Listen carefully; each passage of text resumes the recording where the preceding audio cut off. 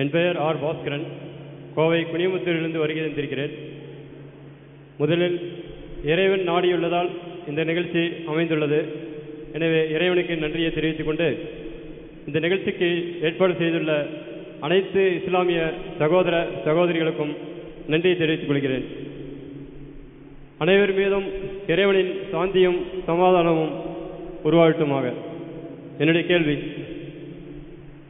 திருமண நிகழ்ச்சி, அதாவது இஸ்லாமிய திருமண நிகழ்ச்சியில் ஒரு ஆண் பெண்ணிடமிருந்து வரதட்சணை வாங்காமல் ஒரு ஆண் பெண்ணுக்கு வரதட்சணை கொடுத்து திருமணம் செய்ய வேண்டும் என்று கேள்விப்பட்டிருக்கிறேன்.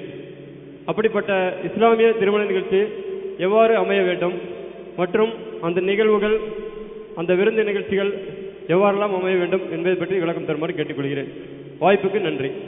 அது என்ன இருக்கிறாங்கன்னு கேட்டால், ஒரு திருமணம் என்பதற்கு இஸ்லாமிய அடிப்படையில் என்னவெல்லாம் இருக்க வேண்டும். பொதுவாக முஸ்லீம்கள் செய்கிறாங்கல்ல திருமணம், அது எல்லாமே இஸ்லாமிய திருமணம் நினைச்சிடக்கூடாது.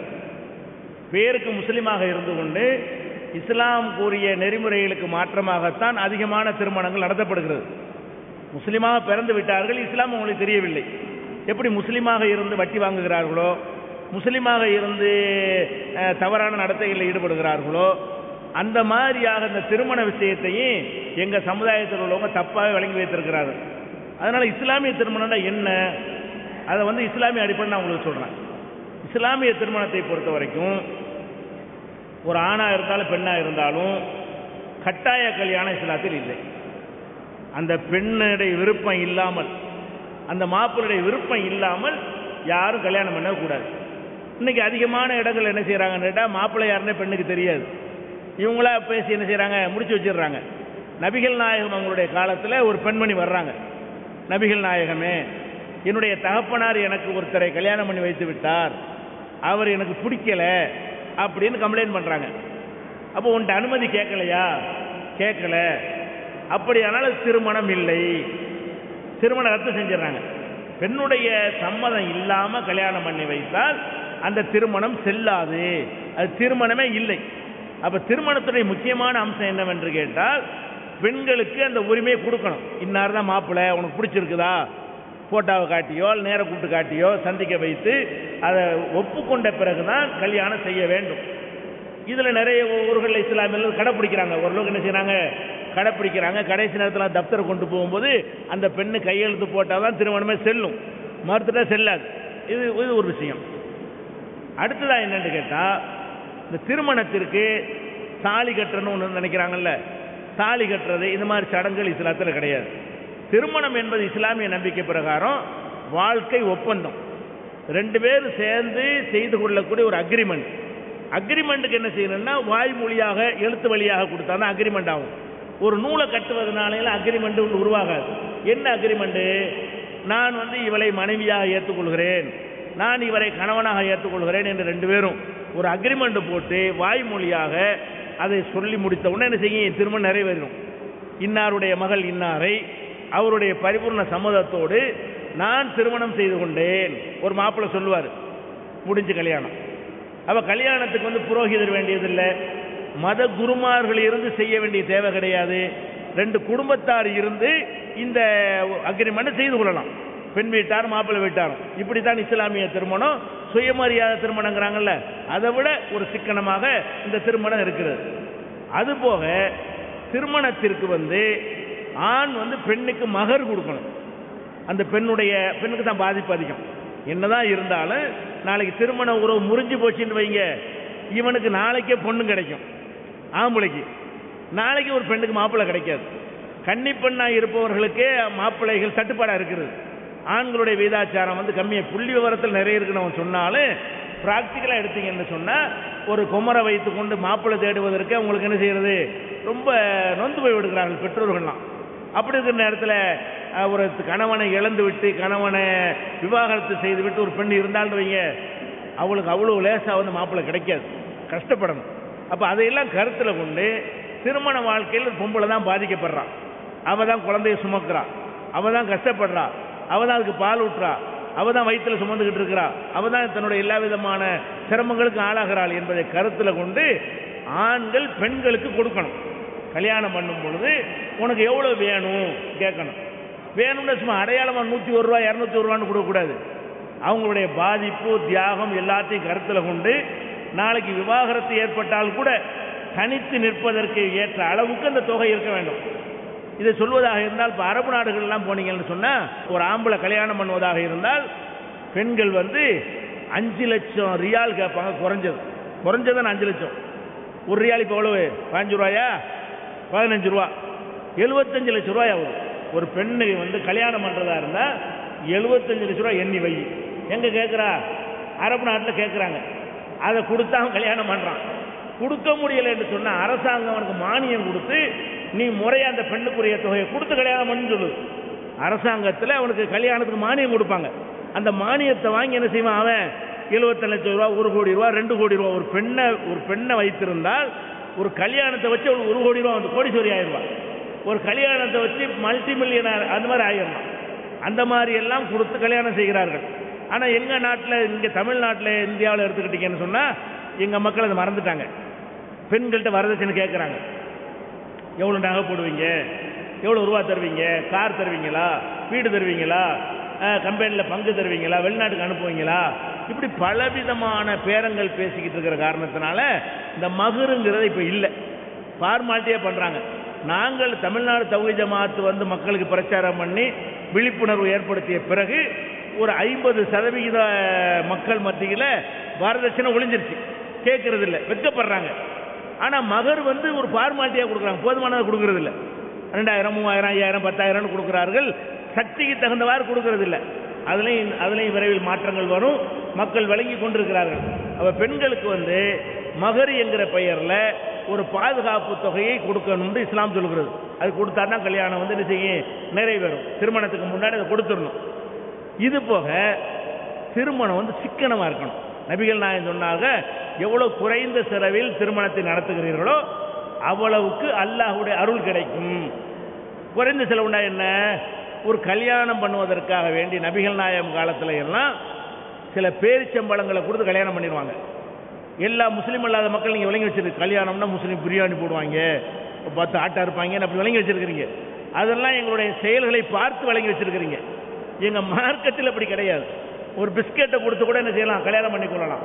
அப்போ திருமணம் கம்மியான செலவு நடந்தால் தான் ஏழை குமர்களுக்கு கரையேற முடியும். இல்லைன்னா அவங்க என்ன செய்வாங்க, இந்த கல்யாணத்துக்காக வேண்டி பெரிய அளவுக்கு பொருளாதாரத்துக்கு சொத்தை விற்று வட்டிக்கு வாங்கி வீடு விடாத பிச்சை எடுத்து அந்த மாதிரி நிலையெல்லாம் உண்டாகி போயிடும். திருமணம் என்பது ரொம்ப சிக்கனமாக குறைந்த செலவில், எவ்வளவு குறைந்த செலவு நடத்த முடியுமோ அந்த மாதிரி நடத்த வேண்டும். இப்போ நாங்கள்லாம் எங்கள் கல்யாணம் பையனுக்கெல்லாம் கல்யாணம் பண்ணோம். கல்யாணம் பண்ணால் பள்ளியாசலில் வைத்து ஒரு 50 பேரை கூப்பிட்டு பிஸ்கெட் பேரிச்சம்பழம் கொடுத்து கல்யாணம் பண்ணி முடிச்சிட்டோம். ஊர் உலகத்தெல்லாம் கூப்பிடவே இல்லை. தெரிஞ்ச நண்பர்களுக்கெல்லாம் நீங்கள் யார் வராதிங்க கல்யாணத்துக்கு, கடவுள்கிட்ட பிரார்த்தனை பண்ணுங்க, துவா செய்யுங்க என்று சொல்லி நாங்களாம் நடத்த செஞ்சோம். நல்லா தான் இருக்கிறாங்க. அந்த திருமணத்திற்காக வேண்டி நம்ம ஒரு பெரிய அளவில் ஆடம்பரமாக செலவு செய்யும் பொழுது அதை பார்த்து ஏழைப்பாளையம் எல்லாம் கஷ்டப்படுவாங்க. அவங்களும் செய்யணும்னு ஆசைப்படுவாங்க. ஒரு சமூக பொறுப்பு வேணும். என்கிட்ட இருக்கிற ஆடம்பரத்தையும் பகத்தையும் காட்டுவதற்காக வேண்டி சீரியல் விளக்கு போடுவது, அலங்காரம் பண்ணுவது, குதிரைகளை கொண்டு வருவது, பாட்டு கச்சேரிகள் வைப்பது, இப்படியெல்லாம் ஒரு கல்யாணத்துக்கு செலவு செஞ்சால் எந்த ஒரு பயனும் இல்லை. இல்லை, இந்த மாதிரி செய்தோமையானால் அப்போ ஏழைகள் பாதிக்கப்படுவாங்க என்ற காரணத்தினால இஸ்லாம் திருமணத்தை சிக்கனமாக நடத்தணும்னு சொல்லுது. சிக்கனம், மகரு கொடுப்பது, 2 பேருடைய சம்மதம், அக்ரிமெண்ட் செய்து கொள்வது, 2 சாட்சி குறைஞ்சபட்சம், கூடுதலாகவும் இருக்கலாம். 2 சாட்சிகள் இருந்தாலே என்ன செய்யலாம், கல்யாணம் நிறைவேறிவிடும். இவ்வளவு சிக்கனமான ஒரு கல்யாணத்தை தான் எங்க மக்கள், ரொம்ப முஸ்லீம் அல்லாத மக்களை விட எங்க மக்கள் தான் அதிக ஆடம்பரம் செய்கிறாங்க. அது கண்டிக்கத்தக்கது. நாங்கள் கண்டித்து பிரச்சாரம் செய்து கொண்டிருக்கிறோம். அது ஒளியணும். எல்லாருமே சிக்கனத்தை நோக்கி திரும்பணும். பொள்ளாச்சியிலிருந்து வர்றேங்க. என் பெயர் டி. கண்ணப்பன். சொல்லுங்க. எனக்கு என் நண்பர்களுக்கு இருந்த உரையாடலை தான் உங்ககிட்ட கேள்வியாக வைக்கிறேன். என் நண்பர்கிட்ட இஸ்லாமில் ஏற்றத்தாழ்வு இருக்கா அப்படின்னு கேட்டேன். என் நண்பர் சொன்னார், இஸ்லாமில் ஏற்றத்தாழ்வுகள் இல்லை அப்படின்னாரு. இல்லை, பொருளாதார ரீதியாக நீங்கள் தாழ்ந்தீங்கன்னா அந்த ஏற்றத்தாழ்வுகள் இருக்குமா அப்படின்னு கேட்டேன். இல்லை, பொருளாதார ரீதியாக நம்ம பார்த்தாலுமே ஏற்றத்தாழ்வுகள் இல்லை அப்படின்னாரு. இல்லை, வாழ்வாதாரத்துக்காக போராடினீங்க அப்படின்னா ஒரு ஏற்றத்தாழ்வை அடையாளமாக வச்சுக்குவீங்களா அப்படின்னு கேட்டான். இல்லை, வாழ்வாதாரத்துக்காக போராடினாலும் நாங்கள் ஏற்றத்தாழ்வுகளை வச்சுக்க மாட்டோம் அப்படின்னாங்க. அப்போ நான் வந்து அவர்கிட்ட ஒரு கேள்வி முன் வச்சேன். உங்கள் டிஎன்டிஜே அந்த வெப்சைட் அட்ரஸில் ஏன் சாதியை வந்து எல்லாத்துக்கும் வச்சுக்கோணும், அதாவது உங்கள் வாழ்வாதாரத்துக்காக சாதியை நீங்கள் ஏன் எல்லாத்துக்கிட்டே வச்சுக்கோன்னு சொல்கிறீங்க? இஸ்லாமில் வந்து ஏற்றத்தாழ்வுகள் கிடையாது, சாதி கிடையாது. ஆனால் நீங்கள் ஏன் அரசாங்கம் கொடுக்கக்கூடிய அந்த சலுகைக்காக சாதி வச்சுக்கிறீங்க? இதுதான் என்னுடைய கேள்வி. இது ஒரு நல்ல பயனுள்ள தேவையான கேள்வி கேட்டிருக்கிறாங்க. அவங்க கேள்வி என்னன்னு கேட்டால், இஸ்லாத்தில் வந்து ஏற்றத்தாழ்வு இருக்குதா கேட்குறாங்க. ஏற்றத்தாழ்வு என்பது இல்லைன்னு சொன்னால் பொய். ஏற்றத்தாழ்வு கண்டிப்பாக இருக்கு. ஏற்றத்தாழ்வு என்றான, ஒருத்தர் படித்தவராக இருப்பார், ஒருத்தர் படிக்காதவராக இருப்பார். ஏற்றத்தாழ்வு தான் இது. இது இல்லாமல் இருக்காது. ஒருத்தர் பணக்காரராக இருப்பார், ஒருத்தர் ஏழையாக இருப்பார். பணம்ங்கிற ஏற்றம், ஏழ்மைங்கிறது இறக்கம், தாழ்வு இருக்கத்தான் செய்யும். அனைவரும் ஒரே மாதிரியாக எந்த சமுதாயத்தில் இருப்பாங்களான்னு இருக்க மாட்டாங்க. எல்லாரும் ஒரே மாதிரி கோடீஸ்வரனாக, ஒரே மாதிரி அழகானவர்களாக, ஒரே மாதிரி வயசு உடையவர்களாகலாம் இருப்பாங்களா? இருக்க மாட்டார்கள். முதியவர்களுக்கும் இளைஞருக்கும் ஏற்றத்தாழ்வு இருக்கிறது. அப்படிலாம் அந்த ஏற்றத்தாழ்வுகள்லாம் இருக்கிறது. இந்த ஏற்றத்தாழ்வை கொண்டு தான் உலகம் இயங்குறது. சொல்ல போனால் ஏற்றத்தாழ்வு இல்லைன்னு வைங்களேன், எல்லாரும் எல்லாத்துலேயும் சமமாக இருந்துன்னு வைங்க, உலகம் இயங்குமா? இயங்காது. ஏற்றத்தாழ்வு இருக்க போய் தான் ஒருத்தர் நம்ம சார்ந்து நிற்கிறோம். எனக்கு உங்கள் உதவி தேவை, உங்களுக்கு ஏன் உதவி தேவை அப்படிங்கிற மாதிரி தான் இந்த உலகம் படைக்கப்பட்டிருக்கிறது. அந்த ஏற்றத்தாழ்வு என்ற பொருளாதாரத்தில் ஏற்றத்தாழ்வு, பதவியில் ஏற்றத்தாழ்வு, அந்தஸ்தில் ஏற்றத்தாழ்வு, வயசில் ஏற்றத்தாழ்வு, அழகில் ஏற்றத்தாழ்வு, பண்பாட்டில் ஏற்றத்தாழ்வு என்பதெல்லாம் மனிதர்கள்ட்ட இருந்தே தீரும். இது மதத்திற்கு அதுக்கு சம்பந்தம் கிடையாது. மதம் உண்டாக்குறது கிடையாது. கடவுள் அப்படி இருந்தால் தான் உலகம் இயங்கும் என்பதற்காக வேண்டி அப்படி செய்திருக்கிறார். ஒரு நோயாளி இருக்கிறாரு, டாக்டர் இருக்காரு. நோயின்னு இவர் வந்தால் தான் டாக்டர் சோர்ந்திக்க முடியும். அந்த ஏற்றத்தாழ்வு வேணும். அப்படியெல்லாம் பல மாதிரியாக வந்து இருக்கிறது. அந்த ஏற்றத்தாழ்வை பற்றி நீங்கள் பேசினால் அது இல்லைன்னு சொல்ல முடியாது, கண்டிப்பாக இருக்கிறது. அதே நேரத்தில் வந்து ஒருத்தர் வந்து பொருளாதாரத்தில் கம்மியாக இருக்கிறார் என்ற காரணத்திற்காக வேண்டி, குறிப்பிட்ட பகுதியில் பிறந்து விட்டார் என்ற காரணத்திற்காக வேண்டி, குறிப்பிட்ட குலத்தில் பிறந்து விட்டார் என்ற காரணத்துக்காக வேண்டி, நீ என்னை தொடக்கூடாது, நான் உன்னை தொடமாட்டேன், நீ ஏன் தெருவில் வரக்கூடாது, நான் ஓன் தெருவுக்கு வரமாட்டேன், அந்த மாதிரியான ஏற்றத்தாழ்வு கற்பித்தால் அது இஸ்லாத்தில் இல்லை. இஸ்லாத்தை பொறுத்த வரைக்கும் தீண்டாமை தான் முக்கியமான டாபிக். ஏற்றத்தாழ்வு இருக்கும். ஏற்றத்தாழ்வை யாராலையும் சமப்படுத்த முடியாது. கம்யூனிஸ்டுகள்லாம் சமப்படுத்தோன்னு சொன்னாங்க, அதுவும் முடியலை. ஏற்றத்தாழ்வு என்பது எல்லா வகையிலும் இருந்து கொண்டுதான் இருக்கும். மேற்று என்னன்னு கேட்டால், ஒரு ஏற்ற ஒரு அந்தஸ்தில் கொஞ்சம் கூடுதலாக உள்ளவன் அடுத்தவனை மட்டமாக நினைக்கலாமா, எட்டினல் என்று சொல்லலாமா, என்னை தொடாது என்று சொல்லலாமா, இந்த பொது கிணத்துல நீ வரலாம் நீ வரக்கூடாதுன்னு சொல்லலாமா? அந்த மாதிரியான ஏற்றத்தாழ்வை எடுத்துக்கொண்டால் அதை இஸ்லாம் ஒழிக்குது, கடுமையாக கண்டிக்கிறது. ஒரு ஊரில் ஒரு குளம் இருக்கிறது, அது எல்லாரும் யூஸ் பண்ணிக்கலாம். குடிதண்ணீர் குழாய் இருக்கிறது, அது அனைவரும் யூஸ் பண்ணி கொள்ள வேண்டும். ஒரு தெரு இருக்கிறது, அனைவரும் அதை ஒரே மாதிரி சமமாக என்ன செய்யணும், அதை பயன்படுத்தி கொள்ள வேண்டும். ஒரு பேருந்து இருக்கிறது, அனைவரும் சமமாக அதை யூஸ் பண்ணி கொள்ள வேண்டும். இப்படியான ஒரு அடிப்படையில் உள்ள சமத்துவத்தை இஸ்லாம் வந்து இதை வலியுறுத்துகிறது. ஒரு வழிபாட்டு தலம் இருக்கிறது, பள்ளி வாசல் இருக்கிறது, அதில் பணக்காரர் வர்றாரு, ஒரு ஏழையும் வர்றாரு. ஏழை வந்துட்டாரு, பணக்காரர் பின்னாடி வந்துட்டாரு. யார் நிற்பாரு? ஏழை தான் நிற்பார். இவர் பணக்காரர் என்பதற்காக வேண்டி நான் பணக்காரனை முன்னாடி விடுன்னு சொல்ல முடியாது. ஒரு முஸ்லீம் பஞ்சாயத்து தலைவர் இருக்கிறாரு, இன்னொருத்தர் சாதாரண ஒரு மனிதன் இருக்கிறாரு. பள்ளிவாசலில் நாங்கள் போயிட்டோம், யார் நிற்பாரு? சாதாரண மனுஷன் முன்னாடி வந்து அவன் தான் நிற்பான். நான் வந்து பஞ்சாயத்து போர்டு தலைவராக இருக்கிறேன், என்னை விடுன்னு கேட்க இயலாது. இந்த மாதிரி எல்லாம் தன்னுடைய பதவியை கொண்டு அடுத்தவனுடைய உரிமையை பறிக்கிறது, அடுத்தவனை மட்டம் தாட்டி எல்லா வகையிலும் நான் தான் மேலே, நீ படித்தால் படிப்பில் மட்டும் மேலே, பணம் இருந்தால் பணத்தில் மட்டும் மேலே, அது வச்சுக்கணுமே தவிர எல்லா வகையிலும் நீ அடுத்தவனை மட்டம் தாட்டுறதுக்கு வந்து இஸ்லாத்தில் அனுமதி கிடையாது. நீங்கள் பார்ப்பீங்க, டெல்லியில் ஜும்மா மசூதின்னு ஒன்று இருக்குது, ஷாஜஹான் கட்டினது பெரிய மசூதி. அந்த டெல்லி மசூதியில் வந்து பெருநாள் தொழுகை நடக்கும். ரம்ஜான் பெருநாள், பக்ரீத் பெருநாள் நடக்கும். இந்த தொழுகைக்காக வேண்டி முஸ்லீம் ஜனாதிபதிகள் இந்த நாட்டில் இருந்திருக்கிறாங்க. 3 பேர் இருந்திருக்கிறாங்க. ஜாகிர் ஹுசேன் இருந்தார், ஃபஹருதீன் அலி அகமது இருந்தார், அப்புறம் அபுல் கலாம் இருந்தார்.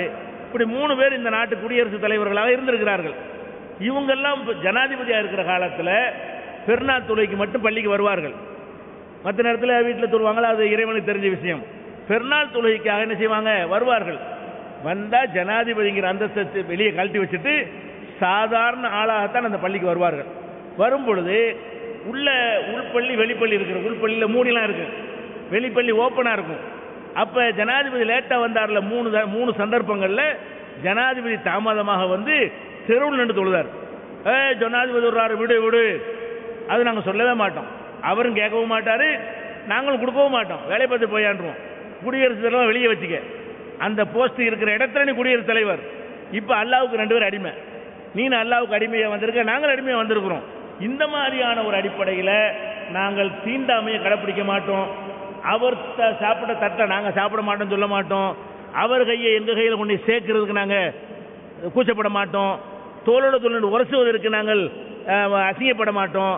அந்த மாதிரியான அந்த ஏற்றத்தாழ்வு என்ற வகையில் இப்படியான ஏற்றத்தாழ்வை தான் கண்டிக்கத்தக்கதும் கூட. ஒருத்தர் பெரிய வீடு கட்டி ஒருத்தர் குடிசை வீட்டு கட்ட அது கண்டிக்கிறதா? இருக்கிறவங்க கட்டிக்கிட்டா இல்லாதவங்க கட்டலான்னு போயிட்டு இருக்க வேண்டியதான். அதை நம்ம ஒன்றும் செய்ய முடியாது. அதை வந்து ஏற்றத்தாழ்வு இருக்குன்னு சொன்னால் அவனையும் பணக்காரன் ஆக்குறதுக்கு இதே மாதிரி ஆக்குறதுக்கு முடியாது. அதனால் அந்த மாதிரியான ஏற்றத்தாழ்வுகள்லாம் அவனுடைய உழைப்பை கொண்டு கடவுளுடைய கருணையை கொண்டு இந்த உலகம் இயங்குவதற்காக இருந்து கொண்டே தான் இருக்கும். அதை நம்ம சமப்படுத்தவும் முடியாது, அதை வந்து குறை சொல்லவும் முடியாது, யாராலையும் நீக்கவும் முடியாது. நம்ம என்ன பார்க்கணும், பணக்காரனா நான் இருக்கிற காரணத்தினால அனைத்தில் நான் தான் ஃபஸ்ட்டு, நான் படித்தவனா இருக்கிறதுனால என்னை விட எல்லா வகையும் நீ தான் தாழ்வு. அந்தந்த பொதுவான கிரவுண்டு வரும் பொழுது பொதுவான ஆளாக வந்து நிற்கணும். பொதுவான வந்து சபை இருக்கிறது, வர்றீங்க, கோடீஸ்வரர் வந்தாலும் இப்படி தான் உட்காரணும், ஏழை வந்தாலும் இப்படி தான் உட்காரணும், இப்படி இருக்குல்ல. இப்படியான ஒரு அம்சத்தை வந்து வழிபாட்டு தலங்கள்ல இருந்து கல்யாண சபையில் இருந்து சாப்பாடு கொடுக்குறோம், விருந்து. நாங்கள் என்ன செய்ய மாட்டோம், முதல்ல பணக்காரலாம் வா, அது மாதிரி நான் உயர்ந்த குளம்லாம் நீ வா, வெள்ளை சட்டை போடவன்லாம் வா, புலிலெல்லாம் வெளியே போ சொல்ல மாட்டோம். நபிகள் நாயகன் சொன்னார்கள், விருந்திலேயே மகா கெட்ட விருந்து என்னவென்று சொன்னால் செல்வந்தர்கள் அழைக்கப்பட்டு ஏழைகள் விரட்டடிக்கப்படுவதுதான் கெட்ட விருந்து. அந்த மாதிரி விருந்த புறக்கணிங்க என்கிற அளவுக்கு விருந்தில் கூட செல்வந்தனுக்குன்னு முக்கியத்துவம் கொடுக்குறாங்கல்ல, அது எங்கள் மார்க்கத்தில் கூடாது, செய்யக்கூடாது. இந்த வகையில் உள்ள ஏற்றத்தாழ்வுகளை வந்து நாங்கள் தகர்த்திருக்கிறோம். தீண்டாமையை கடைப்பிடிக்க மாட்டோம். ஒரு தட்டில் எல்லாரும் சாப்பிடுவோம். நேற்று இஸ்லாத்துக்கு ஒருத்தர் வந்திருப்பார், நாங்கள் 1000 வருஷம் பாரம்பரியமாக இருப்போம், ஒரு பிளேட்டில் உட்காந்து 2 பேரும் சாப்பிடுவோம். அப்போ அந்த மாதிரியான அடிப்படையில் வந்து நாங்கள் கையிலாக கொடுத்து கொள்வோம், தோளோடு தோள் நின்று கொள்வோம். அந்த சகோதரத்துவம் வந்து இன்னைக்கும் இருக்கிறது, அது மாற்று கருத்து கிடையாது. அது போக ஒரு கல்யாண காட்சின்னு வருதுன்னு வைங்க, அந்த கல்யாண காட்சின்னு வரக்கூடிய நேரத்தில் தீண்டாமைங்கிற அந்த கோணத்தில் இல்லாமல் ஒரு மகளை கட்டி கொடுக்க போனால் அவன் என்ன நினைப்பான், நம்ம மக வந்து நம்மளை மாதிரி ஒரு நல்ல இடத்துல போய் இருக்கணும், வசதியாக வாழ்ந்துருச்சு, வசதியாக வாழ்ந்த ஒரு பொண்ணை ஒரு குடிசையில் போய் கட்டி கொடுத்தோம்னு சொன்னால் இந்த வசதிகள் அங்கே எதிர்பார்ப்பா கிடைக்காது அப்படின்னு நினைத்து ஒரு வசதி படைத்த ஒரு பெண் வந்து பெண்ணை பெற்றவன் ஒரு வசதி படைத்த ஒரு மாப்பிள்ளை வீட்டில் போய் பொண்ணை கொடுத்தான்னா தப்பு சொல்ல முடியுமா? அதில் தீண்டாமல் ஒதுக்குதல் காரணம் கிடையாது. அவர்கள் எதுக்கு பழக்கப்பட்டு கொண்டார்களோ அப்படித்தான் தேர்ந்தெடுப்பார்கள். சில பேர் வேற தியாகம் பண்ணி விட்டு தேர்ந்தெடுத்தாலும் இதை நம்ம குறை சொல்ல முடியாது. நம்ம பொண்ணை போகிற நல்ல இடத்துல நம்ம ஆசைப்படத்தானே செய்வோம், அந்த மாதிரி இருக்கிறது. ஆனால் அது ஜாதி அடிப்படையில் கிடையாது, ஸ்டேட்டஸ் அந்த அந்தஸ்து அடிப்படையில் மனிதர்களாக உண்டாக்கி கொண்டது. நாளைக்கு வந்து இந்த பெண்ணு பணக்காரனா போய் அவர் ஏழையாக போயிட்டாருன்னு சொன்னால் அப்போ அந்த மாதிரி முடிவு எடுப்பாங்க. அந்த மாதிரியான விஷயங்கள்லாம் இல்லைன்னு சொல்லிலாம் ஏமாற்றி கொள்ளக்கூடாது. அது எல்லாரும் பார்க்கத்தான் செய்கிறார்கள், முஸ்லீம்களும் பார்ப்பார்கள். எல்லாரும் பார்க்குற மாதிரி என்ன செய்வாங்க, பொண்ணு எடுக்கும்போது இன்னும் மக படிச்சிருக்குன்னு வைங்களேன், மாப்பிள்ளைக்காரன் படிக்காத முட்டாளாக இருக்கான், கொடுப்பாரா? பார்க்கத்தான் செய்வார். என் மக படிச்சிருக்கலப்பா, அவளுக்கு மாப்பிள்ளையாக வரணும்னு கொஞ்சம் படிச்சிருக்க தானே செய்யணும்னா இது தீண்டாமைன்னு வருமா? இது மனிதனை இழிவுபடுத்தல வருமானா? வராது. ஏன்? அவர் படிக்கலைங்கிறதான் காரணம், பிறப்பு காரணம் அல்ல. அவர் படிக்கலை, படிச்சிருக்கிறான், படிப்புக்கு படிப்பு சரியாக வரும் அப்படின்னு நினைக்கிறார். அந்த மாதிரியான ஒரு தேர்வு செய்யும் பொழுது சிறந்ததைத்தான் ஒரு மனிதன் தேர்வு செய்வான். அது முஸ்லீம்கிட்ட அது இருக்கத்தான் செய்யும், அது இல்லைன்றலாம் ஏமாற்றி கொள்ள முடியாது ஒன்று. அடுத்ததாக அவர் முக்கியமான கேள்வி, நம்ம நாட்டில் வந்து இந்த இடஒதுக்கீடு சில சலுகைகள்லாம் கொடுக்குறாங்க.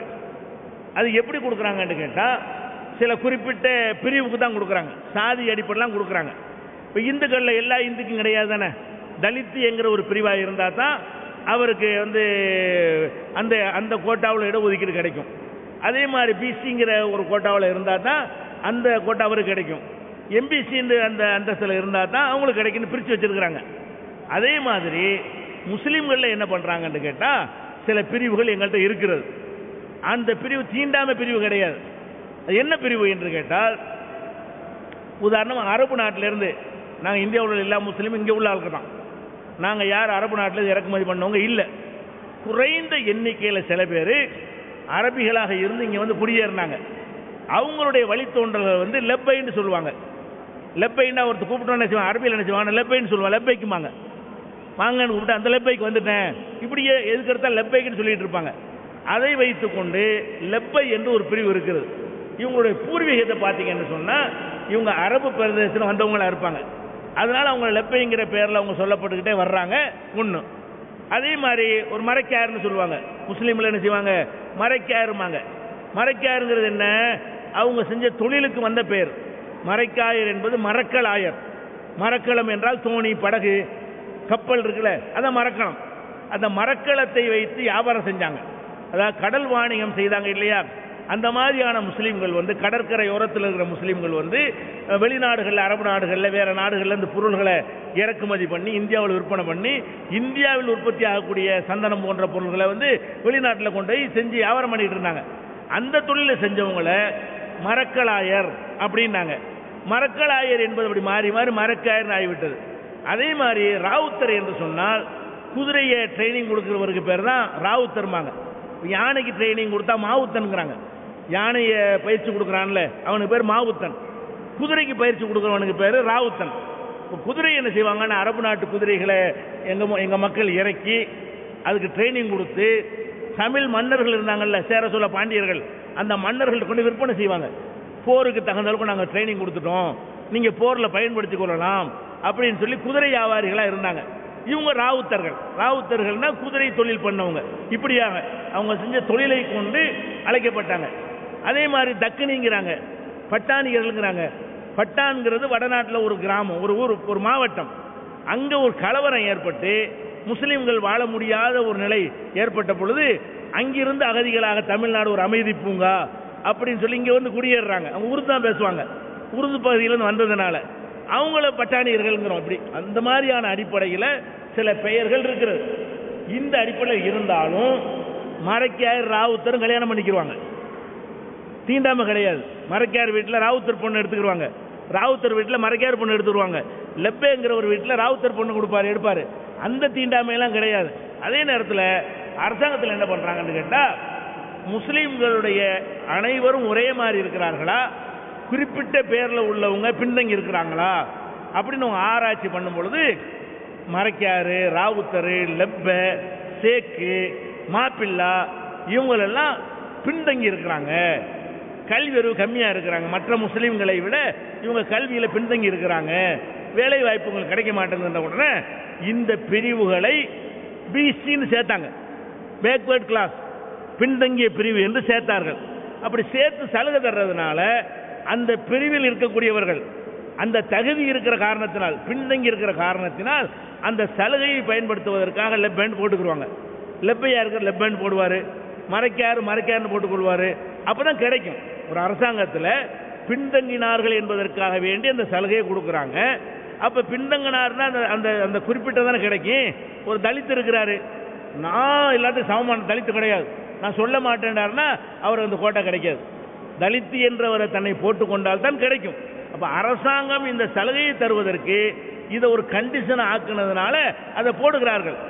ஆனால் முன்னாலெல்லாம் என்ன செய்வாங்க தெரியுமா, கல்யாண பத்திரிகை இருக்கும்ல, இப்ராஹிம் ராவுத்தர், அப்துல் காதர் மரைக்காயர், அது ஒரு பெரிய பட்டம் மாதிரி போட்டுக்கிட்டு இருந்தாங்க. அதெல்லாம் நீங்க மாறி போச்சு. தங்களுடைய பேரோட சேர்த்து லெப்ப, ராவுத்தர், மரைக்காயர் என்பதெல்லாம் ஒரு பெருமையோடு சொல்லிக் கொண்டார்களே, அப்படி ஒரு காலம் இருந்தது. அறியாமையில் இருந்தார்கள். எங்களுடைய பிரச்சார எழுச்சிக்கு பிறகு அப்படியான கல்யாண பத்திரிகை நீங்க பார்க்கவே முடியாது, அது ஒளிஞ்சு போயிடுச்சு. இப்போ அரசாங்கத்தில் இந்த சலுகையை தருவதற்கு இந்த பிரிவில் உள்ளவர்களுக்கு தருவேன்னு சொல்றாங்க. அந்த பிரிவில் இருக்கக்கூடியவன் வந்து அதை பயன்படுத்திக் கொள்றான், இல்லைன்னா கிடைக்காது. அவனுக்கு கல்வி வேணும், அவனுக்கு படிப்பு வேணும், லெப்பைக்கு தான் தருவேங்கிறாங்க. அவன் லெப்பையாகவும் இருக்கிறான், அதுக்காக வாங்கி கொள்றானே தவிர இதெல்லாம் ஒழியணும். எல்லா முஸ்லீமுக்கும் அரசாங்கத்தில் கொடுத்துட்டா இதை பயன்படுத்த மாட்டாங்க. முஸ்லீமுக்கெல்லாம் கோட்டா இருக்குது அப்படி சொல்லாத காரணத்தினால பின்தங்கினவர்கள் இதில் பின்தங்கி இருக்கிற காரணத்தினால் அதை பயன்படுத்துகிறார்களே தவிர அதனால் அவங்க இழிந்தவர்கள் கிடையாது, அவங்க தாழ்ந்தவர்கள் கிடையாது. அவங்க வந்து பள்ளியாசலுக்கு வந்தால் கடைசி வந்து நிப்பாட்டப்பட மாட்டார்கள், விருந்தில் புறக்கணிக்கப்பட மாட்டார்கள். அந்த மாதிரியான வேறுபாடுலாம் கிடையாது. அரசாங்கம் இப்படி சட்டமாக போட்டுருக்காங்க, பயன்படுத்திட்டு இருக்கோம், அவ்வளோதான். நான் வெங்கட்ராமன், கோயம்புத்தூர்லேருந்து வந்திருக்கேன். எல்லா மதமுமே நல்லா நடந்துக்கணும், மற்றவங்களுக்கு கெடுதல் பண்ணக்கூடாதுங்கிறதுக்காக தான் வந்து ஒரு கடவுள் எல்லாம் சொல்லியிருக்கிறாங்க. அது வந்து நல்லவனாக நடந்துக்கணும், யாருக்கும் சங்கடப்படுத்தக்கூடாதுங்கிறதுக்காக மட்டும்தான். உங்கள் மதத்துலேயும் சொல்லியிருக்கு, தீண்டாமை இல்லை, அதெல்லாம் நல்லது தான். ஆனால் தீவிரவாதம் மட்டும் ஜாஸ்தியாக இருக்குது. அதுக்கு எதிர்ப்பு தெரிவிக்கிறோன்னு ஒரு மாதமாக நீங்கள் நடத்தி கூட இந்துஸ்க்கெல்லாம் அது அவ்வளோவா போய் சேரல. நீங்கள் தீவிரவாதத்தை எதுக்குறீங்கிறத கொஞ்சம் நல்லா காமிச்சிருக்கலாம். இந்த பெண் கல்விக்கு நீங்கள் எதிர்ப்பு தெரிவிக்கிறீங்க, அதெல்லாம் ரொம்ப தப்பு. மலாலா பாகிஸ்தான் பொண்ணு தான், ஆனால் எவ்வளவோ ஹெல்ப் பண்ணியிருக்கிறாங்க. நல்லா படிக்கணும், எல்லாருமே நல்லா இருக்கணும் அப்படிங்கிற ஃபீலிங்கோடு இருக்கிறவங்களுக்கு ஏன் நீங்கள்லாம் நல்லா உதவி செய்யலாமே? அதுதான் மெயினாக என்னோட கேள்வி. அதாவது தீவிரவாதத்துக்கு எதிராக நாங்கள் 1 மாத கால பிரச்சாரம் பண்ணியிருக்கிறோம். அதில் பாதிக்கப்படுற முக்கியமாக நீங்கள் விளங்கிக் கொள்ள வேண்டும், இந்த தீவிரவாத செயல்கள்னால யார் ரொம்ப பாதிக்கப்பட்டான்னு நீங்கள் எடுத்து பார்த்தீங்கன்னா முஸ்லீம்கள் தான். நாங்கள் தான் பாதிக்கப்பட்டோம். இப்போ பாகிஸ்தானில் ஒருத்தன் கொண்டு வைக்கிறான்னு வைங்க, யார் சாவுவா? முஸ்லீம் தான் சாவுவா, முஸ்லீமை தான் சாவடிக்கிறாங்க. முஸ்லீம்ங்கிற பேரில், ஜிகாதிங்கிற பெயரில் இவங்க செய்யக்கூடிய கிறுக்குத்தனத்தினால பள்ளிவாசலில் கொண்டு வைக்கிறான்.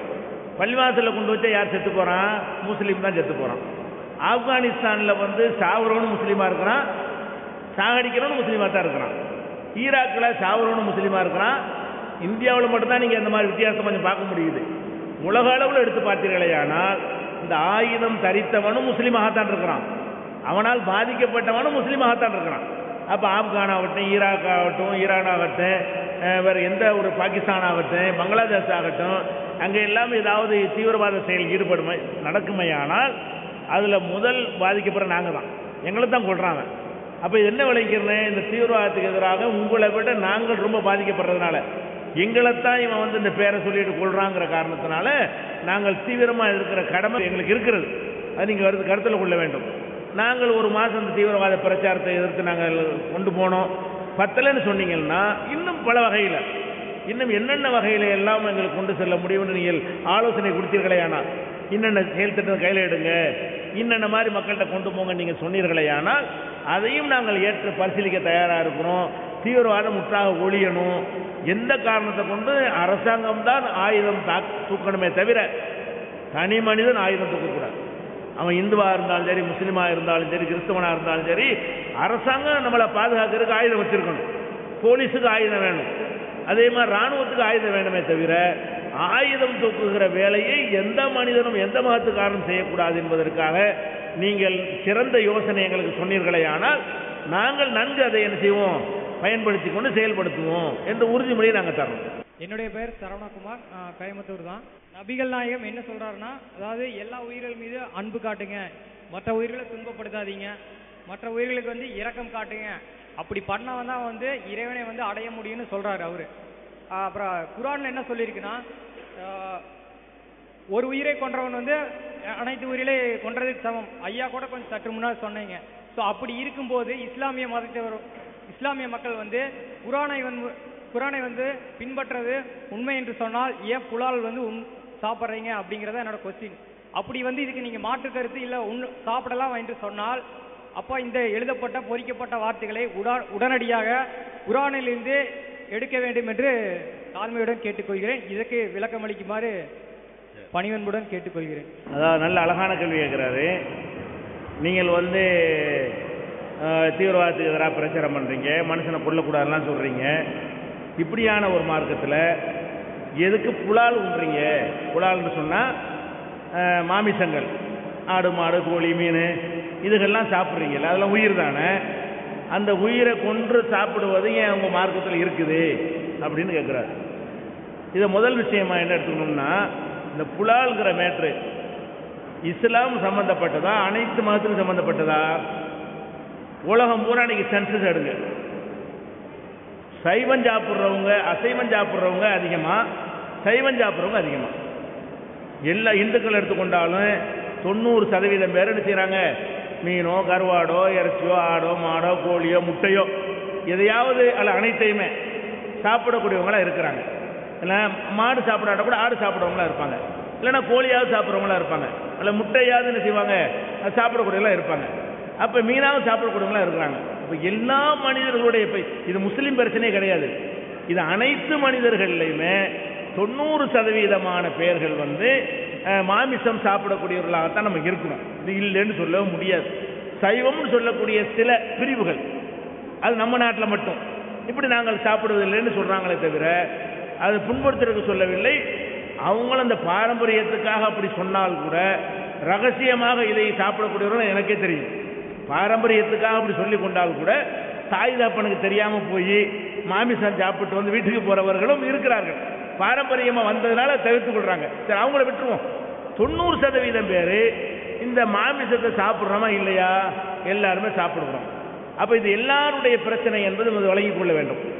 இப்போ இஸ்லாம் வந்து இதை ஏன் அனுமதிக்குது என்று சொன்னால், இப்போ உயிர் இருக்குல்ல, உயிரினங்களை கொல்லக்கூடாது, இதான் கான்செப்ட்.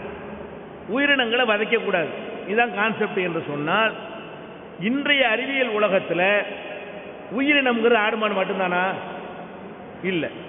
இதுக்கு உயிர் இல்லை, ஓகே ஒத்துக்கிடுவோம். இதுக்கு உயிர் இல்லை, இதுக்கு உயிர் இல்லை.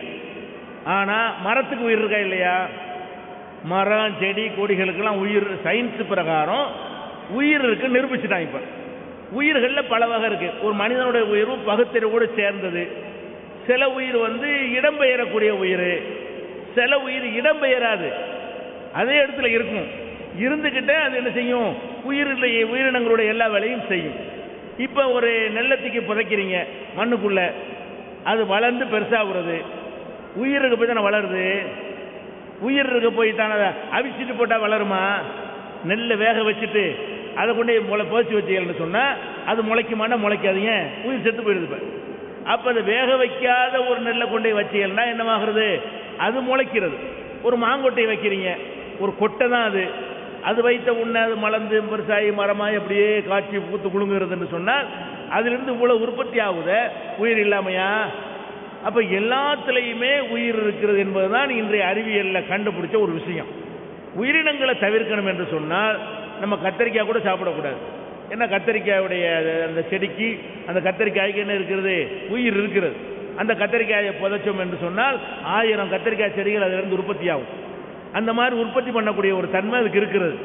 அப்போ இது இந்த அறிவியல் பிரகாரம் பார்த்தோம்னு சொன்னால் நம்ம உயிரினத்தை கொள்ளக்கூடாதுன்னு நிஜமாக நம்பினோமையானால் காய்கறியும் சாப்பிடக்கூடாது. அதுக்கும் உயிர் இருக்க தான் செய்யுது. அது சத்தம் போடுற வேதனை நமக்கு தெரியலையே தவிர அதுக்கு உயிர் இல்லை நீங்கள் சொல்ல முடியுமான்னா சொல்ல முடியாது. உயிர் இருக்குது, விஞ்ஞானப்படி உயிர் இருக்கிறது. இது ஒரு விஷயம். அடுத்து நீங்கள் பார்த்தீங்கன்னு சொன்னால் சில உதாரணம் சூரியகாந்தின்னு ஒரு பூ பார்த்துருக்கிறீங்களா? சூரியகாந்தி, காந்தினா காதலின்னு அர்த்தம். சூரியகாந்தினா சூரியனுடைய காதலின்னு அதுக்கு பேர் வச்சிருக்கிறாங்க. காந்தம்னா இருக்கிறது தானே, அதுல இருந்தால் காந்திங்கிற சொல்லு. இப்போ சூரியகாந்தின்னு எதுக்கு பேர் வச்சாங்க அப்படின்னு சொன்னீங்கன்னா, சூரியன் கிழக்க உதிக்கும்ல, இந்த பூ என்ன செய்யும், காலையில் கிழக்க நோக்கி இருக்கும், இப்படி பார்த்துட்டாப்புல இருக்கும். சூரியன் உச்சி திரும்ப இப்படி போயிடும், சூரியன் மறைந்து இப்படி போயிடும். அப்போ சூரியன் எங்கிட்டு இருக்கு அந்த பக்கம் தான் முகத்தை காட்டிக்கிட்டே இருக்கும். அந்த சூரியன் காதலின்னு பேர் அதுக்கு. சூரியனை நோக்கியே திரும்பி இருக்கிறதுனால சூரியகாந்தின்னு பேர் வச்சிருக்கிறாங்க. அதுக்கு ஏன் சூரியன் இருக்கிறது கரெக்டாக தெரியுதா இல்லையா?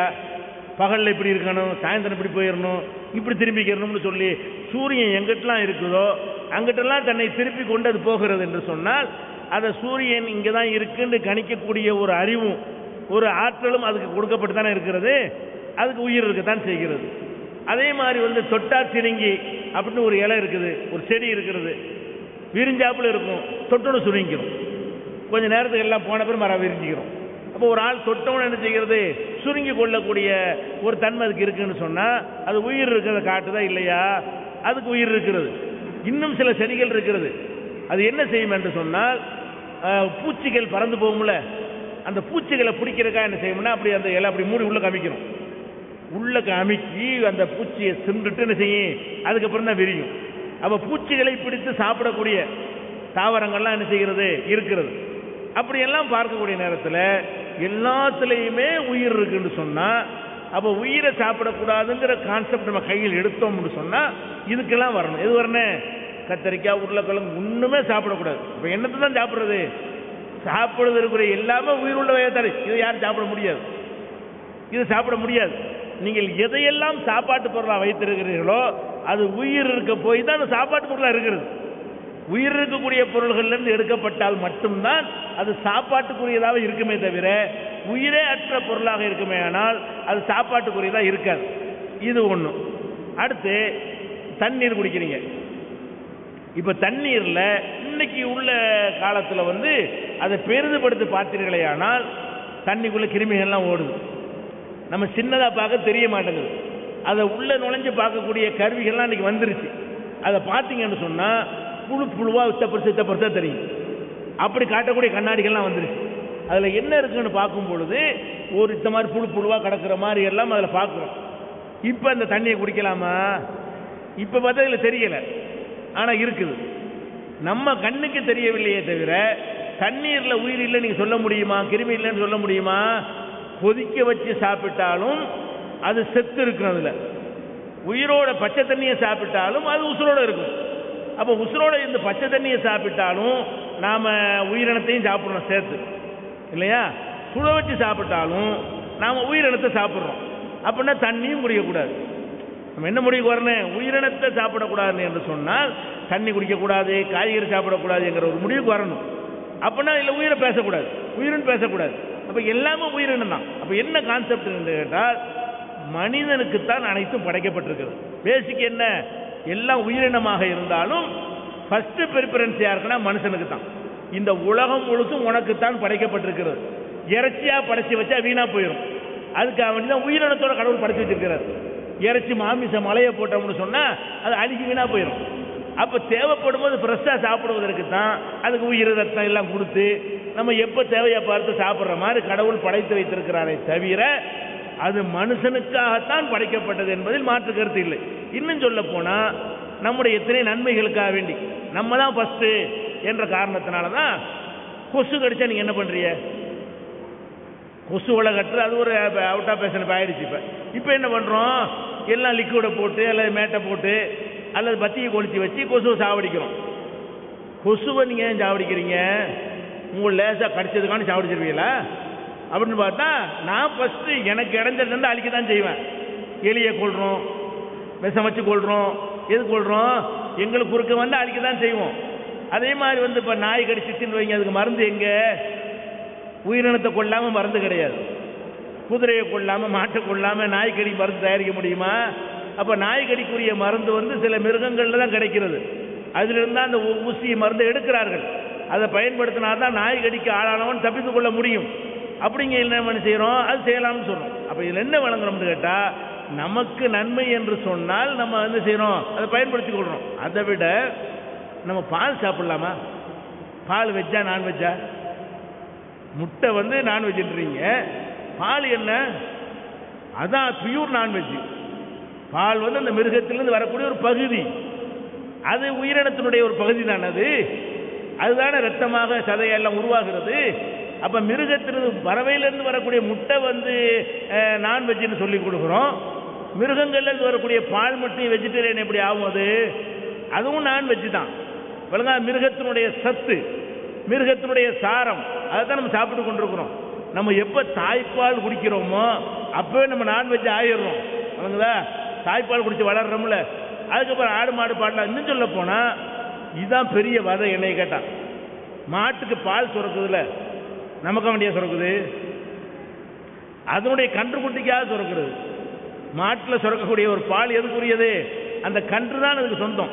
அந்த கன்று கொண்டே காட்டுறோம், பால் மடியில் சொந்தத்துக்கு நான் கட்டிவிட்டு கறந்து நம்ம குடிக்கிறோம். அப்போ அந்த மாடு எவ்வளோ வேதனைப்படும்? நம்ம கன்றுக்குட்டிக்கு உள்ளதை எடுத்து குடிக்கிறான்னு சொல்லி. நம்ம நன்மை எதுக்கு செய்கிறோம்? எங்கள் நன்மைக்கு தான் நீ படைக்கப்பட்டிருக்கிற, எங்கள் நன்மைக்கு நாங்கள் பயன்படுத்திக் கொள்வோம் என்கிற ஒரு கான்செப்டில் தான் இஸ்லாம் வந்து மனித உயிர்களை பேண சொல்கிறது. தேவையில்லாமல் உயிரினங்களை போட்டு அடிக்கக்கூடாது. உணவுக்கு சாப்பிட்றோமா பிரச்சனை, சாப்பிட்டுப்போம். உனக்காகத்தான் படைச்சிருக்கிறோம், உனக்காகத்தான் எல்லாமே படைக்கப்பட்டிருக்கு என்கிற அடிப்படையில் இஸ்லாம் சொல்லுது. அது போக நம்ம ப்ராக்டிக்கலாகவும் திங்க் பண்ணி பார்க்கணும். இப்போ நம்ம உயிரினத்தை கொள்ளக்கூடாதுன்னு வச்சுனோன்னு வைங்க, அப்படின்னா எல்லாருமே என்ன செய்யணும்? கத்திரிக்காய் சாப்பிடணும், எல்லாருமே உருளைக்கிழங்கு, எல்லாருமே முருங்கைக்காய். அப்படி போனோம்னு சொன்னால் என்ன ஆகும்? வாழ முடியுமா? மீன் கறிண்டு பல வெரைட்டி வாங்குறதுனால தான் விலைவாசி சீராக இருக்கிறது. எல்லாரும் முருங்கைக்காய்க்கு போனீங்கன்னு வைங்க, 2 ரூபாய்க்கு விற்ற முருங்கைக்காய் 50 ரூபாம்மா. ஒருத்தன் அன்றாட சம்பளத்துக்கு 2 முருங்கை கூட வாங்க முடியாது. ஒருத்தன் அன்றைக்கு வாங்குற சம்பளத்துக்கு 2 முருங்கைக்காய் வாங்க முடியாத அளவுக்கு விலை ஏறி போயிடும், வாழ முடியாது. அப்போ பல வகையான உணவுகள் இருந்தால் தான் மீன் சாப்பிட்றோம் ஒரு பக்கம் ஒதுங்கிடுவான், இறைச்சி சாப்பிட்றோம் ஒதுங்கிடுவான், கறி சாப்பிட்றோம் ஒதுங்கி. இன்னும் சொல்ல போனால் இந்த தாவரங்கள் உற்பத்தியை விட மாமிச உற்பத்தியை பெருக்குவது எளிதானது, தட்டுப்பாடு இல்லாமல். ஏன்? இப்போ இந்த கோழி பண்ணைலாம் பார்த்தீங்களா, கோடிக்கணக்காக முட்டை. அந்த காலத்தில் முட்டை வேணும் நம்ம அலையுவோம், மாப்பிள்ளைக்கு புது மாப்பிள்ளை கொடுக்கறதுக்காக வேண்டி கிராமங்களில் போய் முட்டையை வாங்குறதுக்கு அலையுவாங்க. இன்னைக்கு அப்படியா? எத்தனை லாரி வேணும்? காசு இருந்தால் இறக்கிடலாம். எத்தனை கோழி வேணும்? அப்போ செயற்கை முறையில் என்ன பண்ணுறாங்கன்னு கேட்டால் சீக்கிரமே 20 நாள் 22 நாளே பிராயர் கோழி என்ன செய்யறான்? உண்டாக்கி சப்ளை பண்ணுறான். அந்த மாதிரி காய்கறி உற்பத்தி பண்ண முடியலை. அப்போ இந்த மாதிரி தேவைகளை பூர்த்தி செய்யக்கூடிய தன்மைகள் நான்வெஜ்ஜில் தான் இருக்கிறது. அதையெல்லாம் கருத்தில் கொண்டோம்னு சொன்னால் எல்லா உணவுகளையும் மனிதன் சீராக சாப்பிட்டால்தான் அவனுடைய வருமானத்தை கொண்டு வாழ முடியும். பிடிக்காதவங்க சாப்பிடாம போங்க, பிடிக்காதவங்க இன்னும் சொல்ல போனால் அந்த சைவம் சாப்பிட்ற நான்வெஜ் சாப்பிட்றான இவன் தான் சைவம் சாப்பிட்றவனுக்கு பெரிய உதவியாக இருக்கிறான். நாங்கள்லாம் கத்தரிக்காய் பக்கம் எப்போவாவது வர்றதுனால தான் நீங்கள் கத்தரிக்காய் சாப்பிட முடியுது. எப்போவாவது முருங்கைக்காய் நாங்கள் வாங்குறதுனால தான் என்ன செய்யுது? உங்களுக்கு முருங்கைக்காய் கிடைக்குது. நாங்களும் முருங்கைக்காயை போட்டுன்னு வைங்க, அப்போ உங்களுக்கு கிடைக்காது.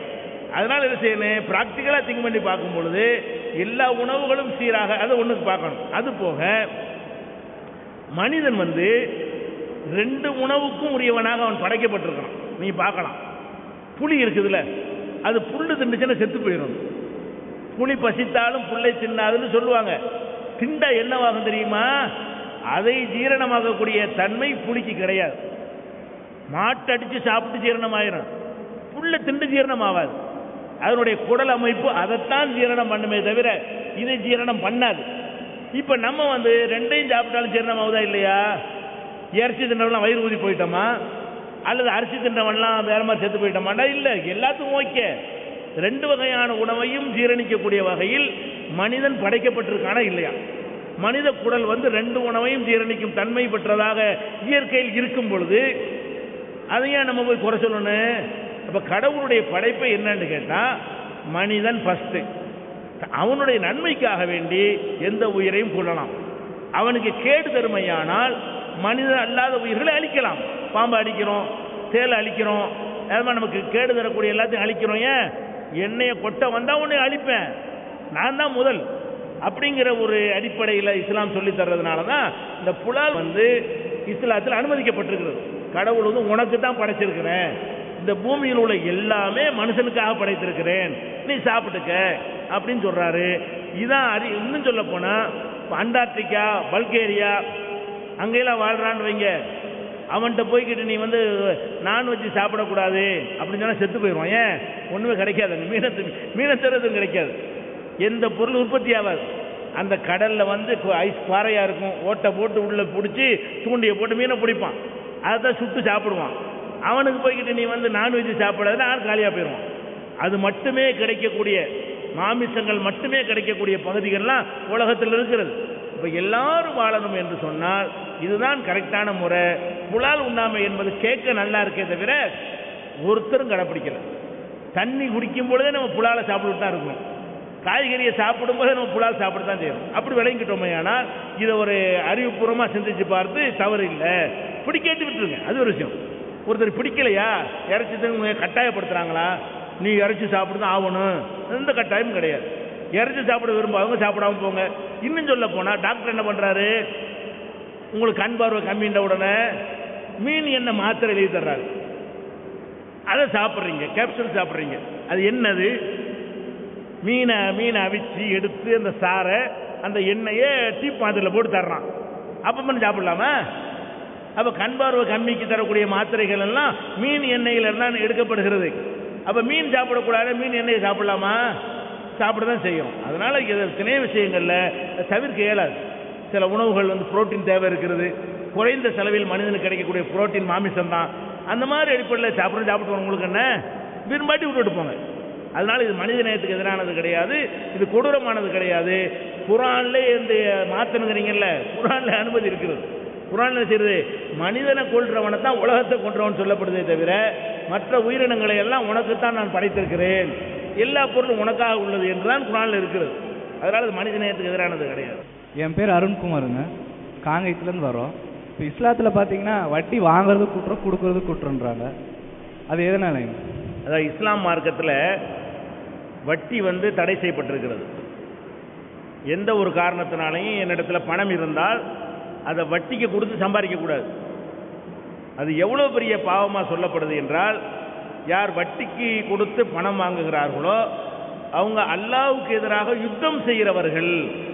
எவ்வளோ பெரிய விஷயமா இஸ்லாம் சொல்லுது என்றால், வட்டி வாங்குறவன் இறைவனுக்கு எதிராக போர் செய்கிறவன் என்ற அளவுக்கு கடுமையாக சொல்லப்பட்டிருக்கிறது. அது ஏன் என்று கேட்கிறார். ஏன் என்று சொன்னால் அது பல காரணம் இருக்கிறது. முதலாவதாக கடவுள் ஒருத்தர் அதிகமான செல்வத்தை கொடுக்கிறார், ஒருத்தர் குறைவான செல்வத்தை கொடுத்திருக்கிறார்.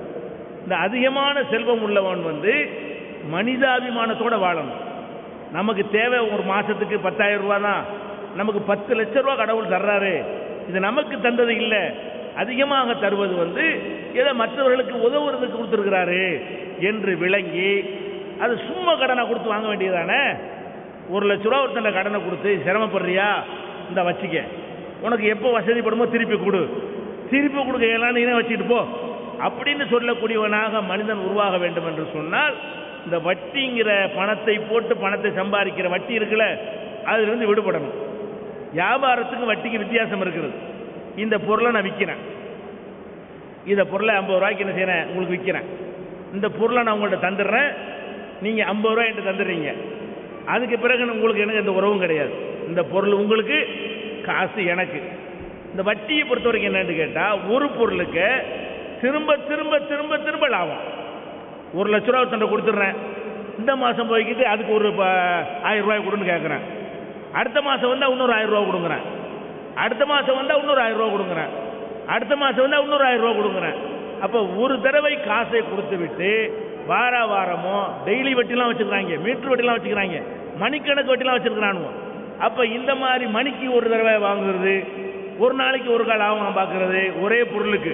அப்போ 1 லட்ச ரூபாய்க்கு ஒரு பொருளை வித்தம்னு சொன்னால் ஒன்ஸ் தான் லாபம், அதில் முடிஞ்சு விட்டது. பொருள் உனக்கு, காசு எனக்கு.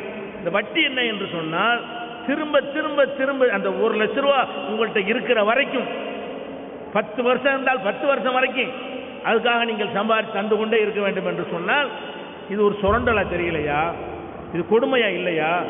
ஒரு மருத்துவத்துக்காக வேண்டி ஒருத்தன் வீட்டை அடமானமாக வச்சு வட்டி வாங்குறான், 10,000 ரூபாய்க்கு வட்டி வாங்கியிருப்பாங்க, அந்த செலுத்த முடியாம வட்டிக்கு வட்டியை போட்டு, அந்த வட்டிக்கு வட்டியை போட்டு, அந்த வட்டிக்கு வட்டியை போட்டு உங்க இடம் மூழ்கி போச்சுக்கிறான். 5 கோடி ரூபாய் மதிப்பு, 5 கோடி ரூபாய் மதிப்புடைய சொத்தை 10,000 ரூபாயில சுருட்டிக்கிறான். வட்டி போட்டுட்டு வட்டி கொடுக்கலன்னு வைங்களேன், அதை சேர்த்து அதுக்கு வட்டி போடுவான், அப்புறம் 20,000 30,000 வட்டியை போடுவான், அப்புறம் 40,000 வட்டியை போடுவான். கடைசியில் பார்த்தோம்னு சொன்னா அவனுடைய நகை மூழ்கிவிடும், அவனுடைய வீடு மூழ்கிவிடும். நம்ம வாங்கினது 10,000, நம்ம அவனுக்கு கொடுக்கிறது பல லட்சங்கள், பல கோடிகள். இது கொடுமை இல்லையா? இது நியாயமா நமக்கு தெரிகிறதா என்று நம்ம சிந்தித்து பார்க்கணும்.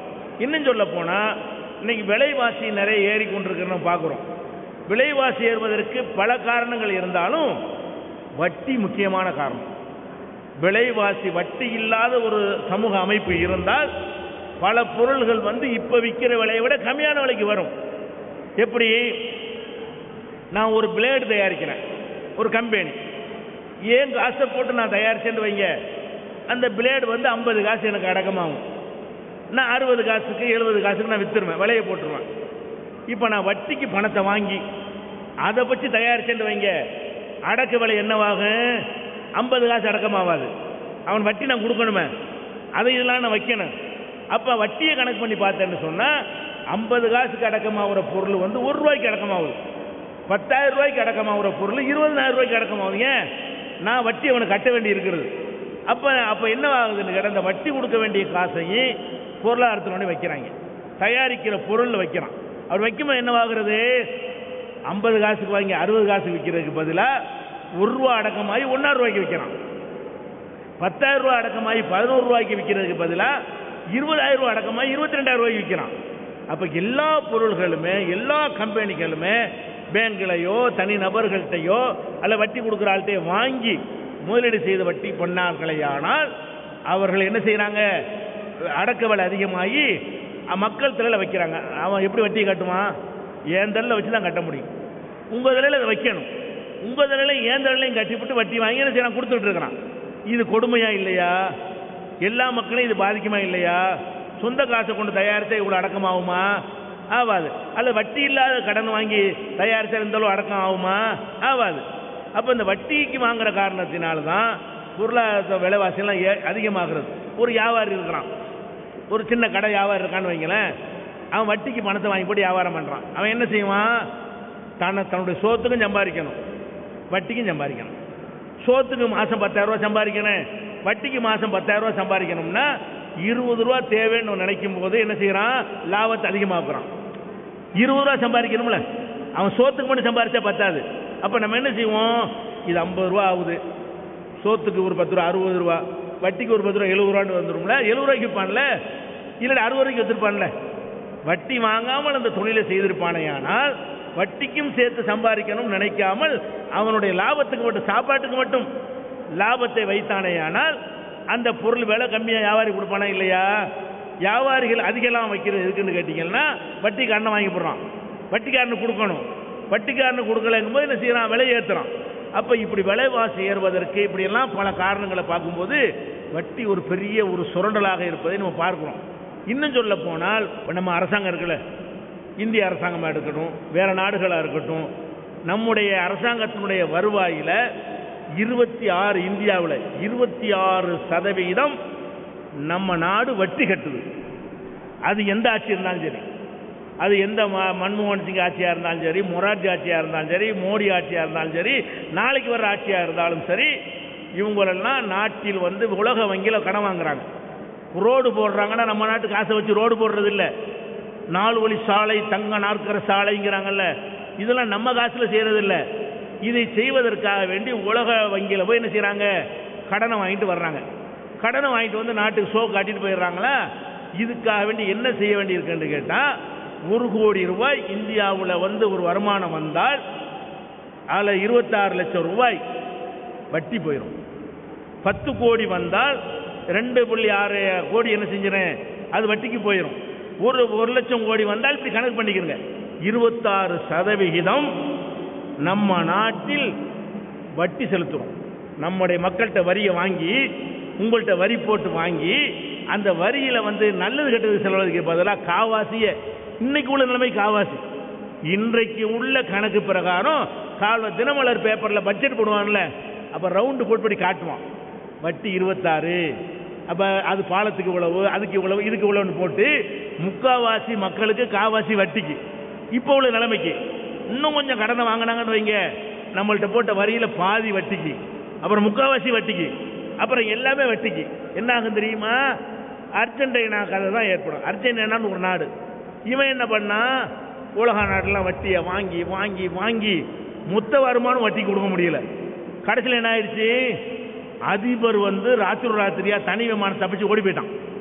ஒரு நாட்டினுடைய ஜனாதிபதி நாட்டை விட்டு ஓடி போயிட்டான். ஏன், வட்டி கொடுக்க முடியல. பேங்க்ல பணம் போட்டவங்களாம் கேட்கறான், பேங்க்ல பணம் இல்லை. இந்த மாதிரி ஏற்பட்டு தப்பிக்க முடியாம தனி விமானத்தில் ஏறி பிரதமர் பதவி எனக்கு வேணாம் ஓடியே போயிட்டான்.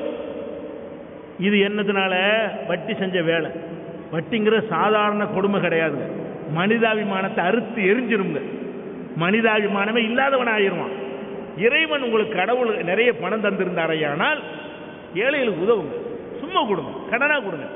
கடன் தர முடியவில்லை என்றால் தள்ளுபடி செய்யுங்க. இப்படிதான் நடந்து கொள்ள வேண்டும். நெருக்கம் வட்டி வாங்குறவன்னு நம்ம பார்க்குறோம். எதுக்கு வட்டி கடன் வாங்குறீங்க? ஒரு தொழில் 2 தொழில் ஆக்கிறதுக்கு வாங்குறீங்க. உங்களை ஆக்க முடியுமா? முடியாது, ஒன்றில் தான் அடிக்க முடியும். அப்போ வட்டி என்பது நெருக்கடியில் சிக்கினா, ஒரு மருத்துவம் அந்த மாதிரி விஷயத்துக்கு வாங்கினா கூட நம்ம ஏற்றுக்கொள்ளலாம். வீடு கட்டுறதுக்கு லோன் வாங்குறேங்கிறான். இப்படி அமெரிக்காவில் திவாலாப்ப செய்தனாலங்கிறீங்க. அமெரிக்காவில் திவாலாச்சில் கொஞ்ச நாளா அமெரிக்காவெல்லாம் உள்ள இங்கே ஆள் குறைப்பெல்லாம் செஞ்சானே, அதுக்கெல்லாம் என்ன காரணங்கிறீங்க? வட்டி தான் காரணம். எப்படி வட்டி காரணம்? அமெரிக்கா பேங்கெல்லாம் என்ன பண்ணான்னு கேட்டா, சோத்துக்கு செத்தவனை எல்லாம் கூப்பிட்டு நீ வீடு வாங்க நான் லோன் தர்றேங்கிறான். அவனே சோத்துக்கு செத்தவன், அவனை கூப்பிட்டு நீ என்ன செய்ய, வீடு வாங்கு நான் உனக்கு லோன் தர்றேன், அந்த வீட்டை பேங்க் பேர்ல எழுதி வச்சுக்கிறாங்க. அப்ப அன்றாட சோத்துக்கு சம்பாதிக்கிறவன்ட்ட போய்கிட்டு உனக்கு 1 கோடி ரூபா உனக்கு தர்றேன், நீ ஒரு வீடை வாங்குங்கிறான். வாங்கினா பத்திரம் அரசாங்கத்து கையில் இருக்கும், வீட்டில் இவன் இருப்பான், வட்டி கட்டணும்ல, அந்த 1 கோடிக்கு வட்டி கட்ட இயலாது.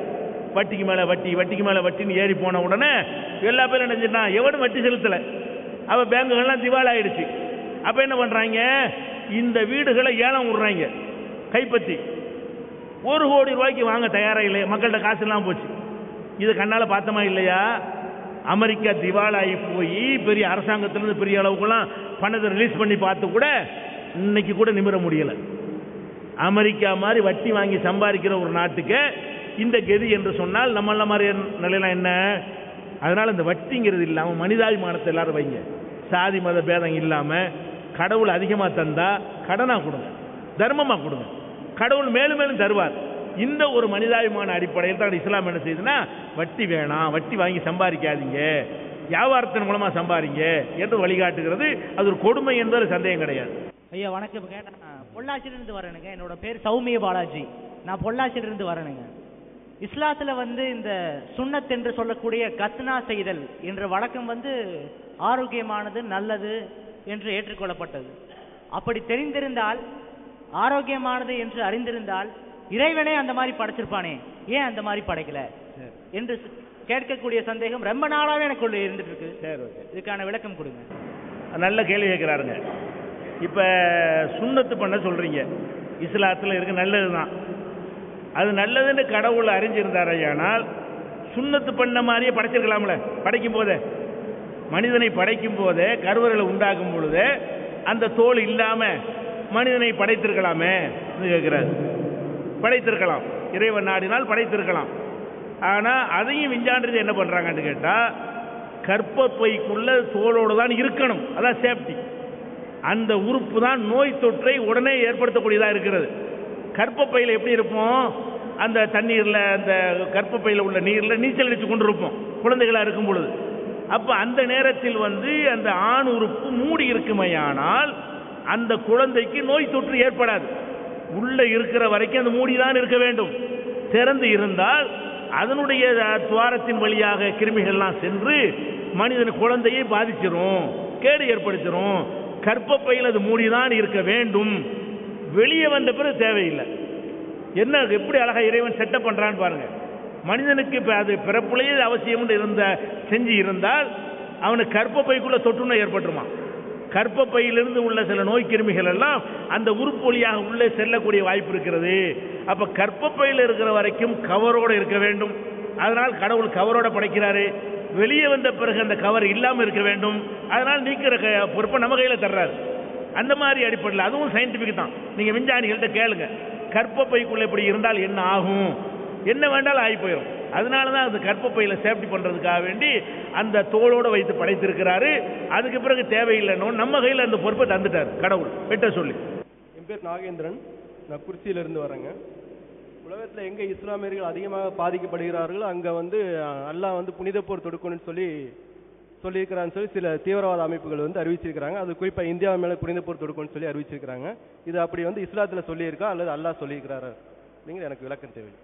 அதாவது புனித போர் என்று எங்கெல்லாம் முஸ்லீம்கள் பாதிக்கப்படுறாங்களோ அங்கெல்லாம் புனித போர் செய்யணும் என்று சில பேர் சொல்லிக் கொண்டிருக்கிறார்களே, அப்படி இஸ்லாத்தில் சொல்லப்பட்டிருக்குதா? புனித போர் என்று உண்டான்னு கேட்குறாங்க. புனித போர் என்று நிச்சயமாக ஒன்று இருக்கிறது. இஸ்லாத்தில் மாத்திரமில்லை, உலகத்தில் உள்ள எல்லா மதங்கள்லையுமே புனித போர்கள் இருக்கின்றன. புனித போர்னா என்ன? ஒரு நியாயத்திற்காக வேண்டி, மக்களை காப்பாற்றுவதற்காக வேண்டி ஒரு அரசாங்கம் தன்னை எதிர்த்து வரக்கூடிய நாடுகளோடு செய்யக்கூடிய போர் தான் புனித போர். ஒரு அரசாங்கம் கண்டிப்பாக போர் செஞ்சு ஆகணும். இப்போ இந்தியா இருக்குன்னு வைங்களேன், பாகிஸ்தான் காரணம், சீனா காரணம் நம்ம நாட்டு மீது அத்துமீறி வர்றான்னு வைங்க. அப்போ இந்தியாவுடைய கடமை என்ன? அவனை தடுத்து நிறுத்தணும், ஆயுதம் தூக்கணும். அதுதான் ராணுவத்தைலாம் வச்சிருக்கிறோம். அந்த ராணுவம் அந்த கடமையை செய்கிறது அவங்களுடைய கடமை. இதுதான் புனித போர், நியாயத்துக்கு இருக்குமையானால். நியாயமான காரணத்துக்கு இருக்குமே ஆனால் இது புனித போர். இப்போ உதாரணமாக எடுத்துக்கொண்டீர்களே ஆனால், இப்போ கிறிஸ்துவ மதத்தை எடுத்துக்கொண்டீர்களே ஆனால், தாவீது ராஜான்னு இருந்தார், அவர் நிறைய யுத்தங்கள் பண்ணியிருக்கிறார். சாலமோன் ராஜான்னு சொல்லப்படுறாரு பைபிளில், அவர் யுத்தங்கள் பண்ணியிருக்கிறார். இந்து மதத்தை எடுத்துக்கிட்டீர்களே ஆனால், ராமரை யுத்தம் பண்ணத்தானே செஞ்சார். ராமருங்கிறவர் இலங்கையில் போய் என்ன செஞ்சார், இன்னொரு நாட்டில் போய் அவர் யுத்தம் செஞ்சார். எதுக்கு செஞ்சார்? அவருடைய மனைவியை இன்னொருத்தன் கடத்திட்டு போயிட்டான்னா காப்பாற்றுறதுக்காக யுத்தம் செய்கிறார். அப்போ நாட்டை பாதுகாக்க, மனைவியை பாதுகாக்க, நாட்டுடைய மானத்தை மரியாதையை பாதுகாக்கிறதுக்காக வேண்டி அவர் யுத்தம் செஞ்சிருக்கிறார். மகாபாரதம் கூட ஒரு யுத்தம் தான், யுத்தத்தினுடைய ஒரு அம்சம்தான். அந்த மாதிரி முகமது நபி அவர்களும் போர் செய்திருக்கிறார்கள். மற்ற ஆன்மீகவாதிகள் மாதிரி அவங்க என்ன செய்யலை, சும்மா ஜபமாலை வைத்துக்கொண்டு முகமது நபி இருக்கலை. மக்காவில் இருந்த வரைக்கும் பிரச்சாரம் பண்ணிட்டு இருந்தாங்க, அடி உதம் வாங்கிட்டு இருந்தாங்க. மக்காவிலிருந்து விரட்டப்பட்டார்கள். அவங்க ஒரு கடவுள் கொள்கையை சொன்னதுனால, எல்லா தீமைகளும் எதிர்த்ததுனால இவர் ஊரில் வைக்கக்கூடாது என்று விரட்டினார்கள். சொந்த ஊரை விட்டு முகமது நபி என்னஞ்சாரு, மதீனாங்கிற இன்னொரு ஊருக்கு போனார். அது 300 மைலுக்கு அப்பால் உள்ள ஊர். அந்த ஊருக்கு போன உடனே அங்கே மக்கள்லாம் அவரை ஏற்றுக்கிறாங்க. ஊருக்கே தலைவராகிறார். சுற்று வட்டார பகுதிகள்லாம் அவரை ஏற்றுக்கிறாங்க. அனைத்துக்கும் தலைவராகிறார், ராஜாவாகிறார், சக்கரவர்த்தி ஆகிறார். இந்தியா போன்ற ஒரு நிலப்பரப்புக்கு அதிபராகிறார். முகமது நபி அவர்கள் 13 வருஷ காலத்தில் இந்தியா எவ்வளோ பெரிய நிலப்பரப்பு, இவ்வளோ பெரிய நிலப்பரப்புக்கு அதிபராக ஆகித்தான் அவர் மரணித்தார். அவ்வளோ பெரிய நாட்டுக்கு அதிபராக வந்த பிறகு விரட்டி விட்டார்கள் சொந்த ஊருக்காரங்க. இவங்க படை திரட்டி வர்றாங்க முகமது நபி அழிக்கிறது. நம்ம ஊரை விட்டு விரட்டி விட்டோம், இவர் வளர்ந்துட்டாரு, விடக்கூடாதுன்னு சொல்லி. இப்போ முகமது நபி என்ன பண்ணுறாங்க, நாட்டை காப்பாற்றணும், மக்களை காப்பாற்றணும், பெண்களை காப்பாற்றணும், சிறுவர்களை காப்பாற்றணும் என்பதற்காக வேண்டி அவங்களும் படை திரட்டிக்கிட்டு போய் என்ன செய்கிறாங்க, வழிமறிக்கிறாங்க. அவங்களும் ஆயுதம் தாங்கினாங்க, முகமது நபியை வாழ் சுரட்டினாங்க, நேரடியாக போர்க்களத்தில் ஈடுபட்டாங்க. ஆன்மீக தலைவராக இருந்தாலும் போராளியாகவும் இருந்தார். இது செஞ்சாங்க. இது ஒரு நாட்டில் செய்கிற அவசியமா இல்லையா? எந்த ஒரு நாடாக இருந்தாலும் படை எடுத்து வந்தால் போர் செய்யாமல் இருந்தால் அவர் கடமை செஞ்சவர் ஆவாரா? அந்த பொறுப்புக்கு தகுதி இல்லாதவர் ஆயிடுவார். அவர் போய் அங்கே நின்று பாதுகாத்ததுனால தான் மக்கள் கொல்லப்படலை, மக்களுக்கு பாதிப்பு ஏற்படலை, பெண்கள் குழந்தைகள் பாதுகாக்கப்பட்டார்கள். இதுக்காக வேண்டி யுத்தம் செய்தது முகமது நபி செய்திருக்கிறார்கள். இதெல்லாம் எப்போ செஞ்சாங்க? ஜனாதிபதியாக இருக்கும்போது செஞ்சாங்க. அப்போ அரசாங்கத்தை வைத்தான் செஞ்சார்களே தவிர, அடி வாங்கிட்டு துன்பத்திற்கு ஆளாகி மக்காவில் இருந்தாங்களே அப்போ இந்த வேலையை செய்யலை.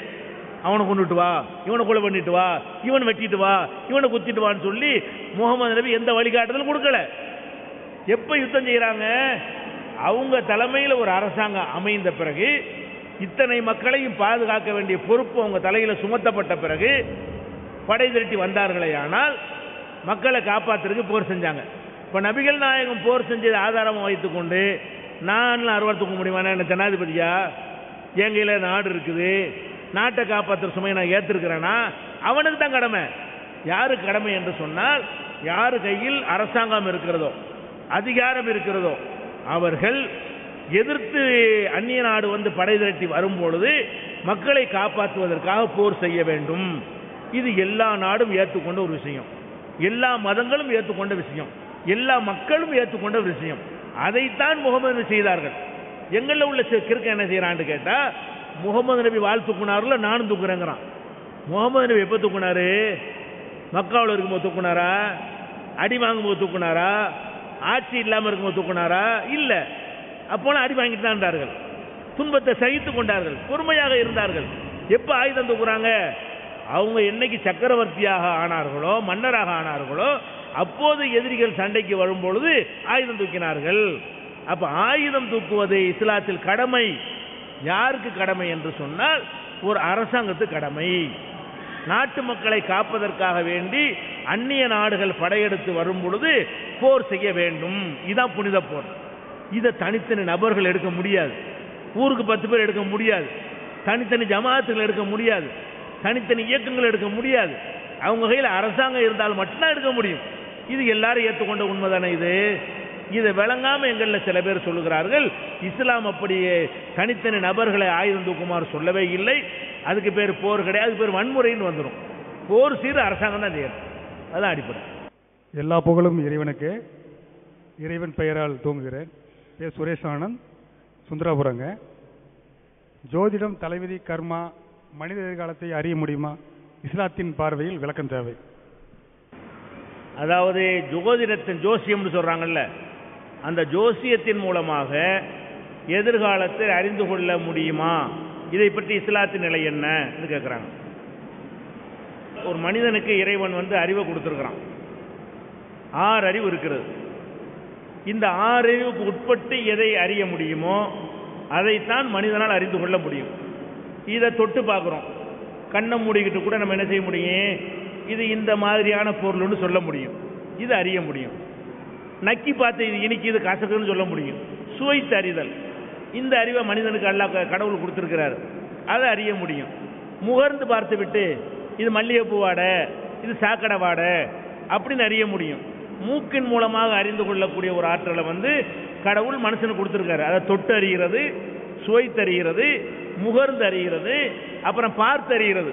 ஒரு பொருளை பார்க்குறோம், இது பச்சை, இது கருப்பு, அதை அறிய முடியும். கேட்டு அறிகிறோம், காதால் கேட்டு என்ன செய்கிறோம்? அறிகிறோம். சவுண்டை வச்சுக்கிட்டு இவன் நம்மளை திட்டுறான், நம்மளை பாராட்டுறான், இவன் தமிழ் பேசுகிறான், இது மலையாளம், அப்படி எல்லாம் காதில் கேட்டு என்ன செய்கிறோம்? அறிந்து கொள்கிறோம். இப்படி இந்த 5 புலன்களை கொண்டு சுவை, ஒளி, ஊறு, ஓசை, நாற்றம் என்று சொல்லக்கூடிய இந்த 5 புலன்களை கொண்டு மனிதன் பல விஷயங்களை அறிந்து கொள்கிறான். அதே மாதிரி சிந்தித்து அறிகிறது பகுத்தறிவு. இந்த 5 புலன்கள் ஆடு மாடுகள்லாம் இருக்கிறது. இந்த 5க்கு அப்பாற்பட்டு சிந்தனை செய்து ஒன்றிலிருந்து ஒன்றை அறிந்து கொள்வதற்குல இது பகுத்தறிவு. இந்த பகுத்தறிவு மனுஷனுக்கு இருக்கிறது. இந்த 6 அறிவை கொண்டு எதை அறிய முடியுமோ அதைத்தான் மனுஷனுக்கு அறிய இயலும். எதிர்காலத்தை அறிகிறது இந்த 6 அறிவோட வருமா? தொட்டு பார்த்து எதிர்காலத்தை அறிய முடியுமா? முகர்ந்து பார்த்து எதிர்காலத்தை அறிய முடியுமா? காதால கேட்டு எதிர்காலத்தை அறிய முடியுமா? கண்ணால பார்த்து எதிர்காலத்தை அறிய முடியுமா? சிந்தித்து பார்த்து அறிய முடியுமான்னா முடியாது. இப்ப நாளைக்கு வேணாம், ஒரு 2 நிமிடத்திற்கு பிறகு என்ன நடக்கும் என்பதை மனுஷனுக்கு எப்படி அறிய முடியாது. அப்ப அவ்வளவுதானா? இந்த பில்டிங் பின்னாடி யார் இருக்கான்னு அறிய முடியுமா? இது மறைவு. காலத்தால் மறைந்திருந்தாலும் அறிய முடியாது, இடத்தால் மறைந்திருந்தாலும் அறிய முடியாது. முதுகுக்கு பின்னாடி ஒருத்தனை குத்த வர்றான், எனக்கு தெரியுமா? முன்னாடி ஒரு கண்ணாடி இருந்து அதுல எனக்கு தென்பட்டால் தெரியுமே தவிர, அப்படி இல்லாம முதுகுக்கு பின்னாடி எனக்கு பார்க்க முடியாது, குத்திட்டு போயிடுவான். அப்போ ஒரு மனிதன் அவனுடைய ஒரு 50 வருஷத்துக்கு பின்னாடி என்ன நடக்கும் யோசிக்கண்டா தானே? நீ 10 வருஷத்துக்கு இப்படி ஆயிடுவ, 20 வருஷத்துக்கு அப்படி ஆயிடுவ, 50 வருஷத்துக்கு பின்னாடி இப்படி நடப்ப என்றெல்லாம் நம்முடைய எதிர்காலத்தை ஒருத்தன் சொல்றான்.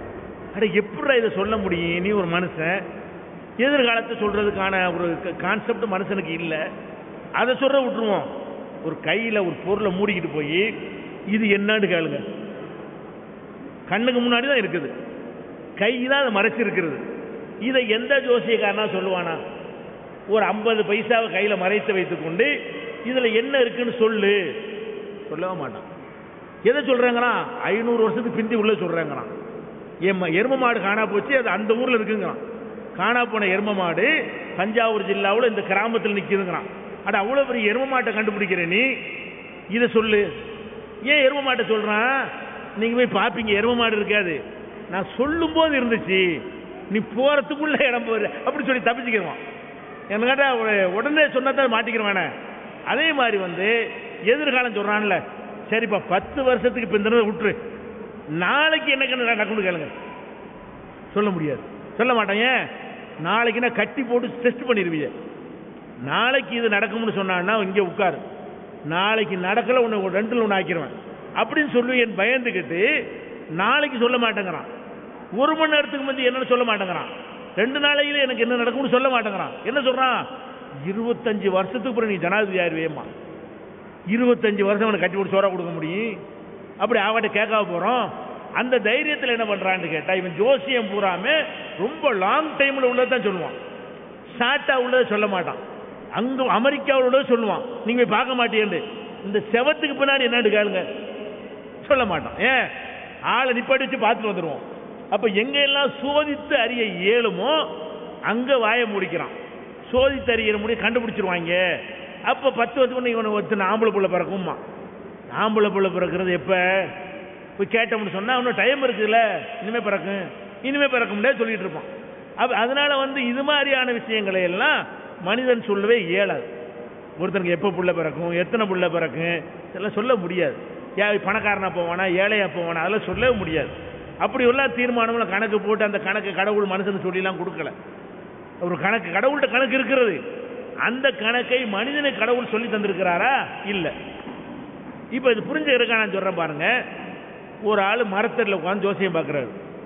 மரத்தடி ஜோசியம் எதுக்காக பார்க்கிறாரு? எதிர்காலத்தை சொல்றதுக்கு உட்கார்ந்து இருக்கிறாரு. சென்னையில் நடந்தது. ஜோசியம் பார்க்க உட்கார்ந்துருக்கும், மரமே தலையில் வந்து ஆள் காலி. அவன் ஜோசியம் தெரியல பாருங்க. ஊருக்கெல்லாம் ஜோசியம் பண்றன்னு மரத்தில் உட்கார்றான்.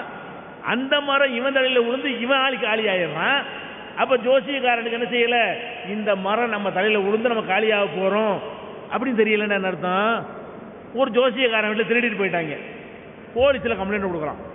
போலீஸ்காரன் கேட்கறான், ஏன்டா நீ ஜோசியக்காரன் தானே, யாரு திருடினா அட்ரஸோடு சொல்லு, ஆளை பிடிச்சிட்டு வந்துடுறேன். உன் ஜோசிய கணக்கு போட்டு இவன் தான் திருடிட்டு போனான்னு சொல்ல முடிஞ்சா? போலீஸ் நாய் தான் பிடிக்க வேண்டியிருக்கு. அப்ப நாய்க்கு அறிவு இவனுக்கு இல்ல. நாய்க்கு இருக்கிற அறிவு கூட, மோப்ப நாய்க்கு இருக்கிற அறிவு கூட யாருக்கு இல்ல? ஜோசியக்காரனுக்கு இல்ல. திருட்டு போனா போலீஸுக்கு போறேங்கிறான், அது தெரிய மாட்டேங்குது. அது மாதிரி சில ஊர்ல காலையில இருந்து சுத்துறேங்க, ஒன்றும் வருமானம் இல்லைங்கிறான்.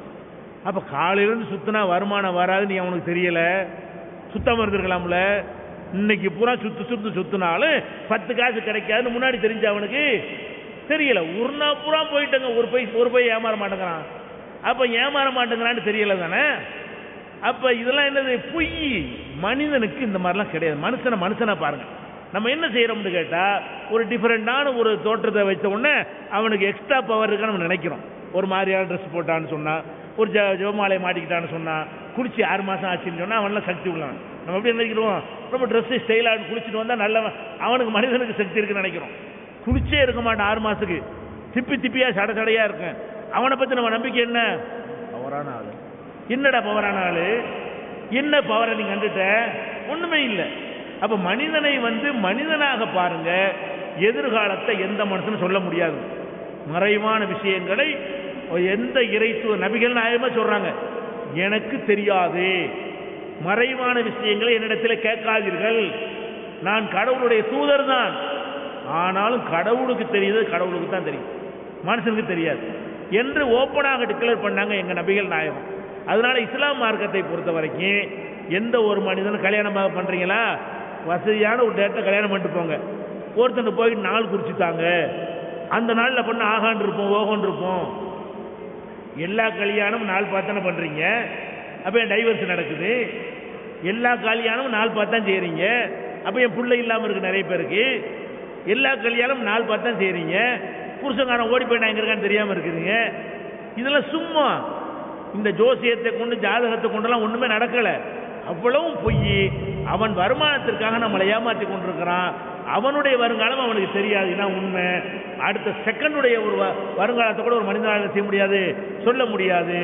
எங்க மார்க்கத்தில் என்ன சொல்லப்படுதுன்னா, யார் ஒருத்தன் ஜோசியக்காரன் சொல்வதை நம்பி அதை ஏற்றுக்கொள்கிறானோ அவன் இந்த முகமதுக்கு தந்த மார்க்கத்தை மறுத்து விட்டான். முகமது நபி சொல்றாங்க, ஜோசியத்தை நம்புனா நீ இஸ்லாத்தை மறுக்கிற. முஸ்லீம் நம்பவே மாட்டான். எந்த ஒரு முஸ்லீமும் ஜோசியத்தை நம்பவே மாட்டான். இதுக்காக என்ன பண்ணோம்னு கேட்டா, சூனியத்துக்கு சவால் விட்டோம்ல 50 லட்சம் ரூபாய், இப்ப ஜோசியத்துக்கு சவால் விட்டுருக்கணும் 1 கோடி ரூபாய். யாராவது ஜோசியம் இருக்கு நிரூபித்து விட்டால் நீங்க மேடையில் உட்காரணும். ஜோசியத்தை கொண்டு நீங்கள் எதிர்காலத்தை கண்டுபிடிச்சு சொல்லணும். இதுக்கு பின்னாடி உள்ள யாருன்னு கேட்போம், சொல்லணும். அல்லது அந்த கடைசியில் உட்கார்ந்து ஒரு பேர் என்னன்னு கேட்போம், சொல்லணும். அல்லது இவருக்கு நாளைக்கு என்ன நடக்கும்னு கேட்போம். உடனே அவரை அடைச்சி வச்சுக்கணும், நாளைக்கு நடக்கணும் நீ சொன்னபடி. இப்படி ஏதாவது ஒரு வகையில் நிரூபித்து காட்டிவிட்டால் 1 கோடி ரூபாய் தருவோம் என்று டிக்ளேர் பண்ணியிருக்கிறோம். ஒரு 6 மாசமா அது ஓடிக்கொண்டிருக்கிறது. யாரும் நிரூபிக்க வரமாட்டாங்க. மக்களை ஏமாத்துறாங்களே தவிர ஜோசியத்தின் மூலமாக நாங்கள் எதிர்காலத்தை கணித்து சொல்றோம், மறைவானதை சொல்றோம் அப்படின்னு யாரும் வரமாட்டேங்கிறாங்க. இதெல்லாம் பொய். இதெல்லாம் எதிர்த்து இல்லை. எல்லா மதத்தோடும் பிரச்சாரம் பண்ணணும். எல்லாம் ஏமாத்துறாங்க. எந்த மதத்தில் இருந்தாலும் முஸ்லிம்கள் இப்படி இருக்கிறாங்க, ஏமாத்துறாங்க. இந்துக்களும் இருக்கிறாங்க. இந்த பிராடு பெருவெளிகளை மதத்தினுடைய அடையாள சின்னமா கருதாம இவங்களை ஒழிச்சு கட்டணும். மதத்தின் பெயரால் ஏமாத்த விடக்கூடாது, விழிப்போடு இருக்கணும். அதான் நாங்கள் சொல்ல விரும்புறது.